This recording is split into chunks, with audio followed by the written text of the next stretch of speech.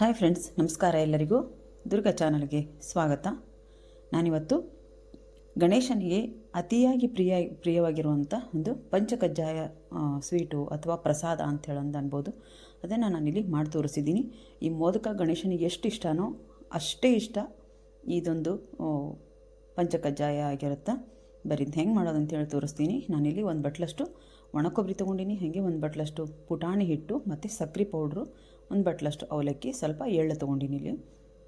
ಇಲ್ಲಿ ಬಾಣಲಿ ಇಟ್ಕೊಂಡು ಒಂದು ಸ್ವಲ್ಪನೇ ತುಪ್ಪ ಹಾಕ್ಕೊಂಡು ನಾನಿಲ್ಲಿ ಒಣ ಕೊಬ್ಬರಿನ ಹುರ್ಕೊಂಡು ಹಾಕೊತೀನಿ. ಅಂದರೆ ಸ್ವಲ್ಪ ಹುರ್ಕೊಂಡು ನಾವು ಒಂದು ಬಟ್ಲಿಗೆ ಹಾಕೋಬೇಕಾಕತಿ. ಆಮೇಲೆ ಈಗ ಎಳ್ಳು ಹಾಕ್ಕೊಂಡು ನಾನು ಎಳ್ಳು ಇದು ಚಟಪಟ ಅಂಥೇಳಂದು ಸಿಡಿಯೋವರೆಗೂ ನಾವು ಎಳ್ಳನ್ನು ಇಲ್ಲಿ ಹುರ್ಕೋಬೇಕಾಕತಿ. ಹುರ್ಕೊಂಡು ಮತ್ತೆ ಒಂದು ಬಟ್ಲಿಗೆ ಹಾಕ್ಕೊಂಡಿನಿ. ಮತ್ತು ನಾನೀಗ ತುಪ್ಪ ಹಾಕ್ಕೊಂಡಿನಿ. ತುಪ್ಪದಾಗ ನಾವು ಅವಲಕ್ಕಿನ ಹುರಿಬೇಕಿಲ್ಲ, ಅವಲಕ್ಕಿನ ಕರ್ಕೋಬೇಕಾಕತಿ.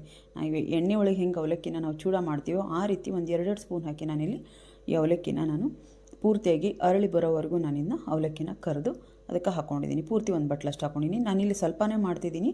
ನಾನು ಪ್ರತಿ ವರ್ಷ ಇದನ್ನ ಮಾಡ್ಕೊಂಡಾಗ ಭಾಳ ರುಚಿ ಆಕತಿ. ತುಪ್ಪದಾಗ ನಾವು ಕರೆದಿರ್ತೀವಿ, ಏನು ಪುಟಾಣಿ ಸಕ್ಕರೆ ಪುಡಿ ಎಲ್ಲ ಹಾಕಿರ್ತೇವೆ, ಎಳ್ಳು ಹಾಕಿರ್ತೇವೆ, ಭಾಳ ಟೇಸ್ಟ್ ಆಗಿರ್ತದೆ. ಅದಕ್ಕೋಸ್ಕರನೇ ಆ ಗಣೇಶನಿಗೆ ಅಷ್ಟು ಇಷ್ಟ ಅನಿಸ್ತತಿ.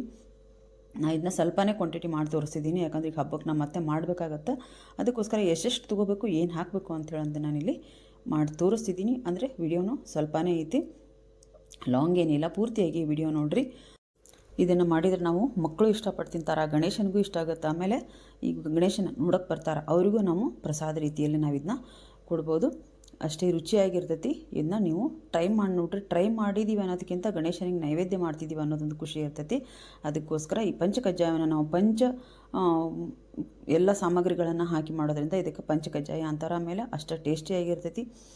ಇಲ್ಲಿ ನೋಡ್ರಿ, ನಾನು ಅವಲಕ್ಕಿ ಮತ್ತು ಕೊಬ್ಬರಿ ಎಳ್ಳು ಮೂರನ್ನು ನಾನಿಲ್ಲಿ ತುಪ್ಪದಾಗ ಒಂದು ಸ್ವಲ್ಪ ಬಿಸಿ ಮಾಡಿಕೊಂಡು ಅವಲಕ್ಕಿಯನ್ನು ಕರ್ಕೊಂಡಿನಿ.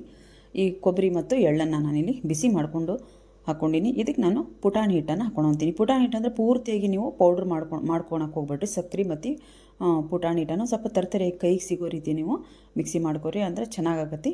ಇದನ್ನು ನಾನು ಅಷ್ಟಕ್ಕೂ ಅವಲಕ್ಕಿ ಮತ್ತು ಕೊಬ್ಬರಿ ಮಿಶ್ರಣಕ್ಕೆ ಎಳ್ಳು ಇತ್ತಲ್ಲ ಅದಕ್ಕೂ ಅದೇ ಮಿಶ್ರಣಕ್ಕೆ ನಾನು ಹಾಕ್ಕೊಳ್ತೀನಿ. ಆಮೇಲೆ ಸಕ್ಕರೆನ ನಾನಿಲ್ಲಿ 3/4 ಬಟ್ಲಷ್ಟು ಹಾಕ್ಕೊಂಡಿನಿ.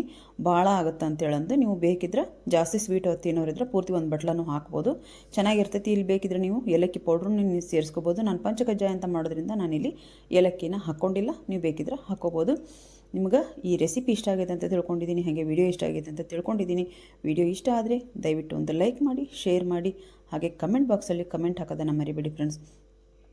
ಎಲ್ಲರೂ ಚಾನಲನ್ನು ಸಬ್ಸ್ಕ್ರೈಬ್ ಮಾಡಿಕೊಂಡು ಸಪೋರ್ಟ್ ಮಾಡಿ. ಮತ್ತೆ ಮುಂದೆ ಒಂದು ಒಳ್ಳೆ ವಿಡಿಯೋದೊಂದಿಗೆ ನಾನು ಬರ್ತೀನಿ.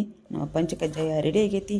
ನೀವು ಗಣೇಶನಿಗೆ ಈ ರೀತಿಯಾದಂಥ ಪಂಚಕಜ್ಜಾಯವನ್ನು ಮಾಡಿ ನೈವೇದ್ಯ ಮಾಡಿರಿ. ಅವನಿಗೆ ನಿಮ್ಮ ಬೇಡಿಕೆಗಳನ್ನ ಇಟ್ಟು ಇಷ್ಟಾರ್ಥವನ್ನು ಸಿದ್ಧಿ ಮಾಡ್ತಾನಂತ. ಈ ಪಂಚಕಜ್ಜಾಯವನ್ನು ನಾವು ನೈವೇದ್ಯ ಮಾಡಿದ್ರೆ ಅದಕ್ಕೋಸ್ಕರ ತಪ್ಪದೇ ಪಂಚಕಜ್ಜಾಯವನ್ನು ನೈವೇದ್ಯ ಮಾಡಿರಿ. ಮತ್ತೆ ಮುಂದೆ ಒಂದು ಒಳ್ಳೆ ವಿಡಿಯೋದೊಂದಿಗೆ ಬರ್ತೀನಿ.